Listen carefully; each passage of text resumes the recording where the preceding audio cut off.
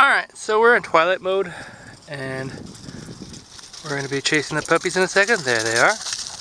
Where'd they go? There they go. And in a few minutes I'm going to put them away for the evening because it definitely gets dark out here. But I did take an opportunity to take a couple photos. As you can sort of see here, when you get the SiOnyx Aurora Pro in focus, they take really good pictures. And yes, my puppy is the most playful puppy in the world. So in this video, I'm going to be getting progressively darker. However, the moon's going to come up about half an hour after sunset. So it doesn't get all the way down to what I'm going to call night, and definitely not a moonless night. But this gives you a pretty good idea of what the performance of the camera is going to be in most visual circumstances other than the darkest of dark, which I will cover in a later video when I have an opportunity to get out to a dark sky location or my own backyard on a particularly dark night. We'll see how things go. There's a bunny.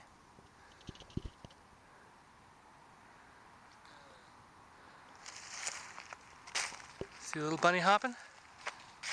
There he goes. Alright, so this is the iPhone 11 Max Pro with the 2x camera. The reason I'm picking the 2x camera is because it's the one that matches the SiOnyx field of view the closest, while the 1x has the low light camera, which I will switch to in a second. It is much wider than what the SiOnyx can do. And this is the 1x, which is the low light camera on the iPhone. And it does a pretty good job. And as you can clearly see, as it's getting darker here, there is some noise in a lot of the camera data, but otherwise it's relatively usable still. This is SiOnyx in day mode, and overall it's still pretty light outside, so I'm not too worried about the video quality footage. Alright, so this is the SiOnyx at 24 frames a second at 720p. And yeah, so this is in Twilight Mode, and it does pretty good still. And finally, this is the SiOnyx at 24 frames a second at 720p in the night mode during what's still considered pretty bright territory. So yeah, you can see that the trees are starting to change color because of the IR capabilities. And the snow is a little bit pink, but otherwise there's no real improvement in low light capacity. Okay, so I went to pick up the mail, and as you can see from this video, it's actually getting kind of dark out here. So this is the back camera from the iPhone, and yeah, so I've clearly gone past how dark it can operate with this. Let's see if I can turn the light on. Alright, so this is with the 1X, and as you can see here, it's starting to really get dark pretty quick. The sun is just a little bit of an orange glow on the horizon as a pan over here. And you can see here the trees and a lot of detail is just completely lost. Switching to the 2X doesn't make it any better or worse, it's just, yeah. So this is about as dark as we can go with the iPhone. Obviously, I can still image and sort of see that there's snow on the ground. But if this was just grass, like you see over near here where the grass is dark, it almost would be impossible for the phone to tell between grass, trees, and anything else. So now I've switched over to the SiOnyx because the iPhone has pretty much just given up completely. Despite the fact that I can see pretty well, the iPhone just isn't going to cut it. I can definitely see the boat, the trees. I can't really tell that much here. Obviously I'm on day mode and it's really starting to like push to get any sort of visibility. As we look over in the corner there, it's going to pull up some sun, but the video is making it look a lot brighter than it actually is. So yeah, so this is pretty much the point where I think day mode, like with snow, we can get away with it because there's snow and it reflects a lot of stuff. Yeah, day mode is pretty much done at this point here, and it is currently 5:07. So now I've changed over to Twilight, and Twilight actually is not too bad. Twilight is pretty accurate to what I can see. Actually, it's a little bit better than what I can actually see. If I had to sort of judge it for looking through the viewfinder versus staring with my other eye, which isn't more light adjusted than the first one. And we can kind of see here, you can still see the grass is green and the trees, and there's definition here. If I point it right here at this tree, which is probably the darkest thing near me, it still does a very good job. There is noise, but I'm able to actually see the trees, the leaves, and define them. And as you can see here in the background, again, it's making the sky look a lot brighter. I would say there's probably, like if oh, I hear a bunny. I heard a bunny hopping. See if we can find a bunny.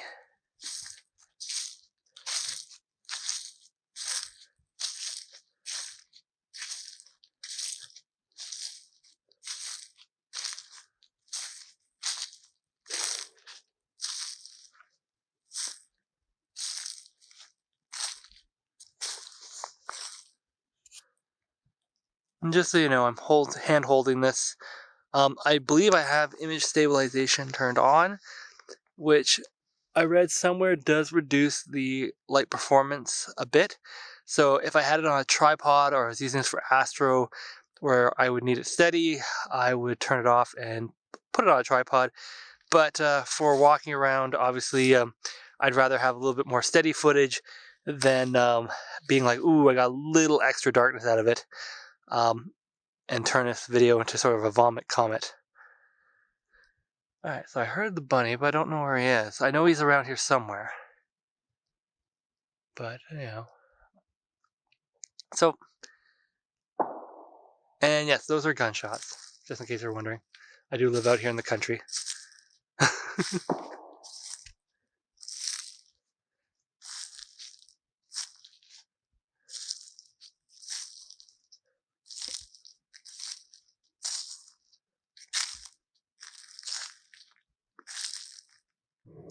Alright, so this is just a bit of spacing around here.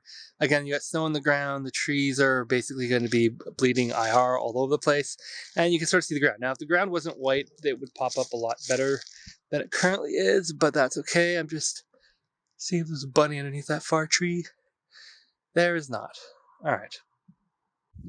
Alright, so it's currently 5:13 in the evening. The sun is definitely down, and that, yes, ladies and gentlemen, is a star. Right there. So this is going to be a bit of fun in a few minutes, as it is definitely getting dark. Now, as to what star that is, your guess is as good as mine, because I don't have my app out. 5:16, and the sun is truly gone. There's only a little bit of like orange haze along the edge of the horizon, and that's more because I know it's there rather than actually seeing it. And I'm in Twilight mode because day mode is pretty much died at this point. I'll switch over to it in a second. But yeah, so Twilight mode actually works pretty good. You can definitely see quite a bit. If I switch it to day mode, 1 second. There you go. Yeah, so day mode, you can still see, and it does see pretty good, and definitely sees better than I can in this light.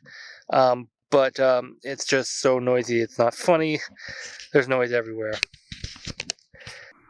Alright, so this is 5:19 now. This is the night mode in grayscale. Why? Simply because I had it on grayscale. It's kind of cold out here, so my fingers are getting cold, so I didn't really want to press the button 1,000 times, so I didn't have to. So it just gives you an idea what it looks like. And this is the green mode. I don't think I'd ever actually personally use the green mode, especially not at night, because this is basically ruin your night vision 101 right here. It really does make a lot of things pop, and it is definitely bright, and my eyes will pick up a bit more detail. But yeah, no, it's definitely bright. And that's mainly because our eyes are sensitive to the green, so it's essentially giving us the grayscale, but with a green. And just for comparison, here is this horribly bright green scene, but I turned EIS off. Now you'll note that it does punch out a bit. That's because it's an electronic EIS rather than an optical one. But overall, it pretty much doesn't do too much to the image, but it does look nice. So yeah, if I was holding this on a tripod, I would definitely pick this over the EIS, but as you can see here, I'm trying to hold it together, and it's just shaky all over the place. Not too much, but if I start walking, it's going to go crazy. Alright, and now we're back into regular colored night mode, and you can sort of see here where we basically have a little bit color here. Again, the snow is not going to do too much, and it's going to be a bit of a reddish thing because it was really just sort of a dull scene, but it actually looks pretty nice. It's currently 5:21, and the light has basically started to disappear.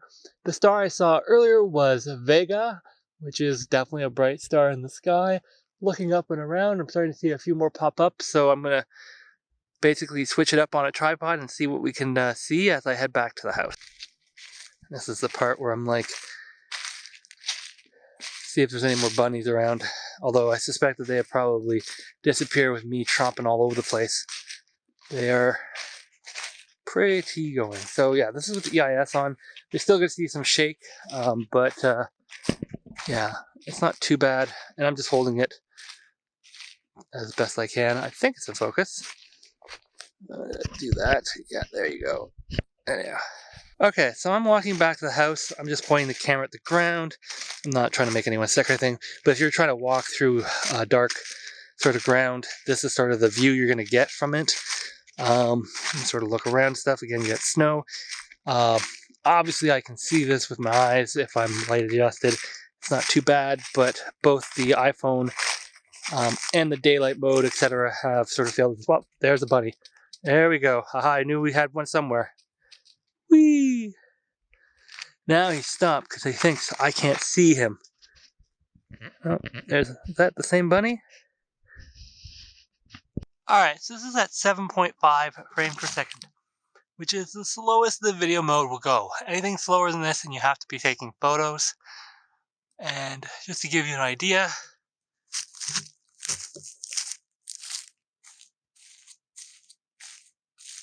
alright, so it's pretty dark at this point. There is light coming from this direction over here, which is the house lights. So I'm actually going to go and turn those off. I set the camera to 7.5 seconds. I know it's going to make me look a little weird if I move around, but if you're just doing a talk and walk kind of thing like I'm doing right now, 7.5 seconds to be able to basically say, hey, I'm imaging pretty dark, is definitely worthwhile. And as it's going to get darker in a couple seconds, yeah, definitely still see me. I know you can see me, but we'll see how this goes as things get darker. I'm hoping you can hear me too. I'm just talking. And yeah, if I move the camera, it's only at 7.5 frames per second here, so it's going to be kind of dicey. I definitely would not want to be just using this as my only way of getting around. But as you can sort of see here, definitely makes things bright and easy to see. Again, I'm still in the grayscale mode. I just switched over there because I'm like, this is probably the best mode. I know if I switch to green, it'll probably give me a little bit better vision if I wanted to use it as a night vision ocular. But as I'm doing this for video, the grayscale is much more usable in post-processing than the green will be. And there's a giant list of reasons why that is, but basically I can tell the camera video software it's monochrome and it will correct for it. And we're still at 7.5, 360. Alright, so now I've switched it up to 720p. We're still at 7.5 frames per second, and in the grayscale mode, I just sort of gives you an idea of what additional image quality you're going to get as I sort of go around here. Looking at it here at night, I'm going to say that when I'm moving it around and stuff like this, woo, like, you're not really gaining anything at 7.5. There might be some if I look at post. And we're now at 720p. It's currently 5:54 p.m. And yeah, so this is sort of where I would normally probably use this.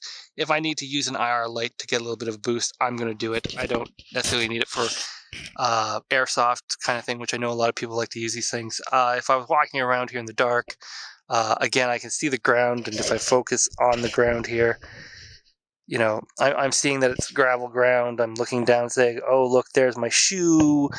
There's my other shoe. And this is right now where I'm looking at is just basically black for me.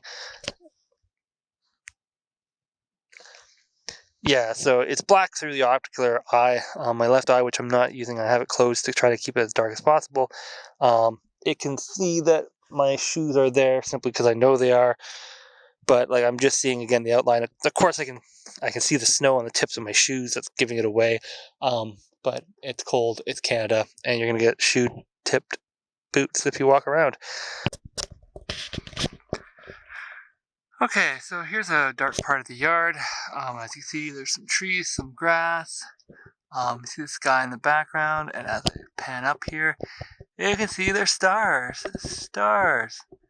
And this is at 24 at 720p. And as we come down, we're now in 360p. And we'll slowly pan down. And that sort of gives you an idea of what the difference is as we sort of go towards the ground here. So again, 24 frames a second, and this is in the color mode. Alright, so now we just switched it over to grayscale, mainly just so we can sort of see if there's any real visible difference. Visually, I can't really see too much of a difference other than the fact everything's gray. And hopping over to 360p, and we just come back down. And again, sort of what we get at 24 frames. Alright, so I just switched it up to 7.5 frames per second at 360p.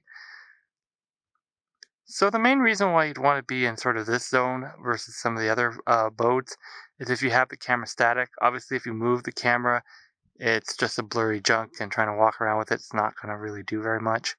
But if you had it static and you're keeping an outlook like on your phone or something like that, you would definitely see if a critter sort of hopped by or walked through, like if there was a deer or some coyotes or sort of whatever.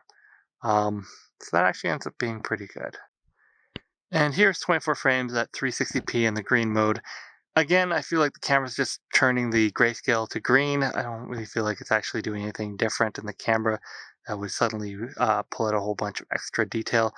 Although maybe the contrast is slightly different, and since it is green and our eyes are more sensitive to green, it might come out as a slightly better image visually for people to watch rather than the grayscale or color night mode. But overall, I think that this mode is useful for people who want to feel like they have a high-end night vision camera that has this cool green effect, when reality is that they actually have this cool colored vision camera, and they should probably stick to that as the grayscale, because this absolutely ruins your night vision with this bright green light. Although yes, you can turn down the intensity in the viewfinder.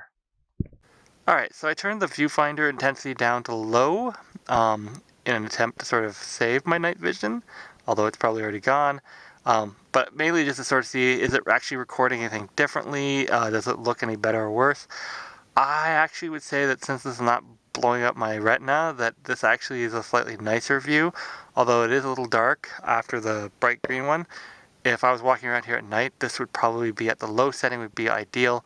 That way I can look up from the camera and still somewhat manage to see something rather than being completely reliant on the optical device because of the bright monitor. When we're pointing it up at the sky at 720p, you can definitely see the Milky Way there on the right of the screen a little bit. And you definitely see a lot of stars, nebulosity, etc. Again, this is a very wide angle lens, so you're not going to see a lot of like detailed objects unless they're really big. And at the end of the day, this actually only works if you're really on a tripod, because again, any movement, and the stars kind of get blurry. But overall, you can hold it pretty steady. Obviously, EIS is off to get the best quality, but you can definitely sort of see here as I move a little bit that the Milky Way is right there now, center of the screen. Alright, so it's pretty dark right now. So this is my observatory dome. This is the reason why I have the camera, is so I can actually open it up and use it to do some astrophotography and talk to you guys here in the dark without actually blowing out my night vision. And I would open it up tonight, except for the moon's going to be up in about 30 minutes, and that's going to pretty much ruin the whole sky. So I have this sort of 1 hour time limit here with this camera, where it's sort of as dark as it's going to get. It's not as dark as it can get, but this is pretty dark already. And yeah, so I'm just doing a quick little video here to sort of see what this looks like. I do have a small little IR light if I absolutely need to pump it up a little bit, but this is definitely a lot better than what I had before, which basically was a giant red light. You have it. Yeah, it's a bit bright. Sorry about that. I finally remembered to turn the light on. And hope you enjoyed the video and what the results I got with this. In the next couple of videos, I'm definitely going to be looking at how can I improve this. One particular thing, I'm going to make a change on front of the lens, and another one is I'm going to try to run it through some video processing programs and see if I can sort of get that noise reduction down for those who want to use this more cinematically and post videos rather than just using it as an optical viewfinder. So hope to see you then. Please give the video a like and subscribe. And as always, clear skies.